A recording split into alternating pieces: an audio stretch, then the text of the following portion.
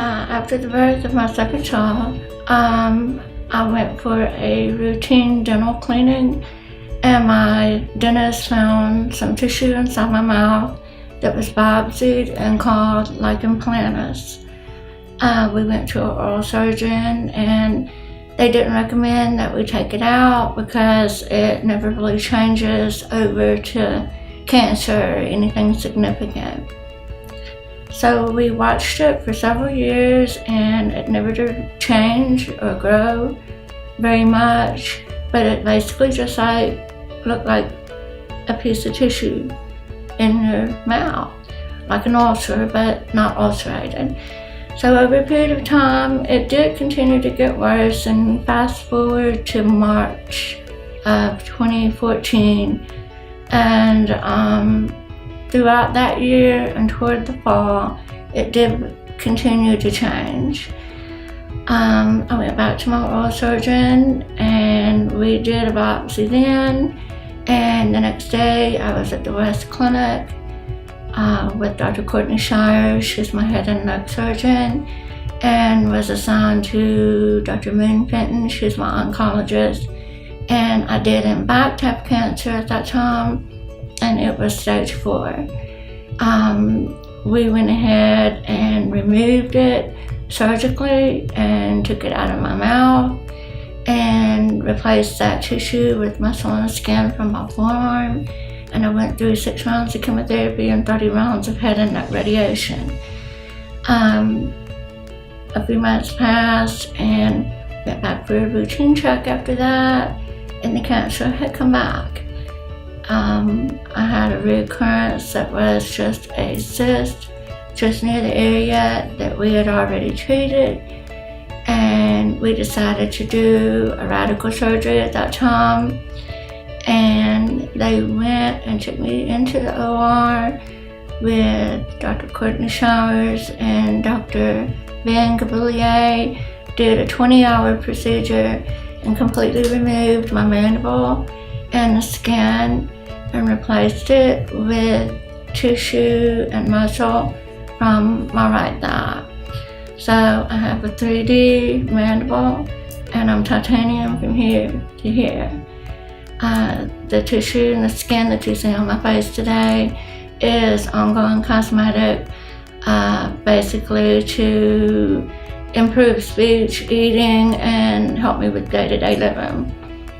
So we thought that everything was said and done at that time, and we had a PET scan after that, and the cancer had come back again. And at that time, Dr. Shires and Dr. Fenton referred me out to MD Anderson in Houston, Texas, and the doctors there gave me 1 year to live without treatment. So I decided that treatment may be the best option because I am a warrior, I'm a survivor. The glass is always half full to me, and not at any time during that time did I question God or say why me, but I knew that it was time to get in game mode, survival mode, and stay focused on living. The treatment they recommended wasn't available in Houston, but I was able to get it here in Memphis at the West Clinic. So we enrolled in a clinical trial and went through double chemo with immunotherapy for 9 treatments, and I had a significant response at that time. And from there on out, I stayed just on immunotherapy for 6 or 7 months or so, and clear scans after that, back to back, several, probably every 3 months apart. So during that time, my family and my friends were the most supportive things in my life, and my faith in God. Because of that, that's why I'm here. Later, after I got further away from the treatment, Dr. John Verhalen is my plastic surgeon, and we have ongoing cosmetic things that are going on with my appearance, and to help with, like I said, with eating and speech and things like that. He's in Dallas, and he comes to Memphis and does all my treatment here. So that's been very convenient. I have an amazing medical team out of the West Clinic, and with the surgical team as well. I have to say that if it wasn't for my faith in God, I wouldn't be here. And I made up my mind and decided that even with my appearance and the way that I look now, in today's world, this is not abnormal. It's important when you notice changes in your body and to go to your doctor, find out what's wrong and find out why things are not the way they should be. Because if something's changing and, it needs to be, seen by someone that knows what they're doing and not put off. And then once you get to that point, cancer, a diagnosis for cancer is not a death sentence. It doesn't mean you're gonna die.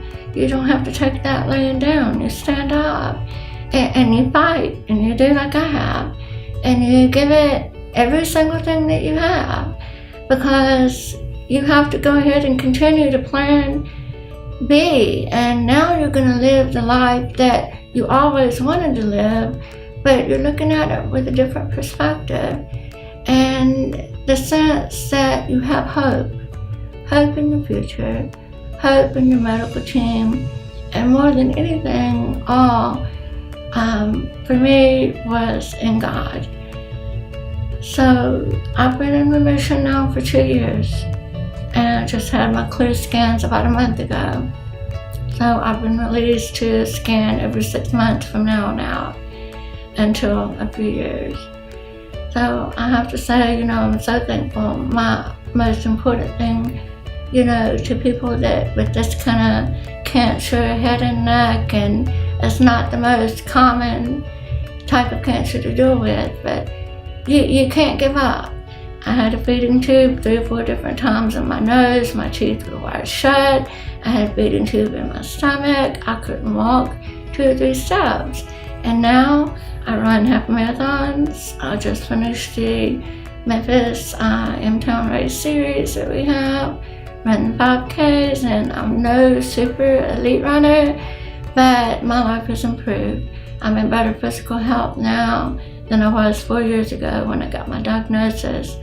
So I'm not thankful for any of that, but I did try to turn it around to the very best and be the best person, the best mother, and be there for my kids, which have just been an amazing support system for me.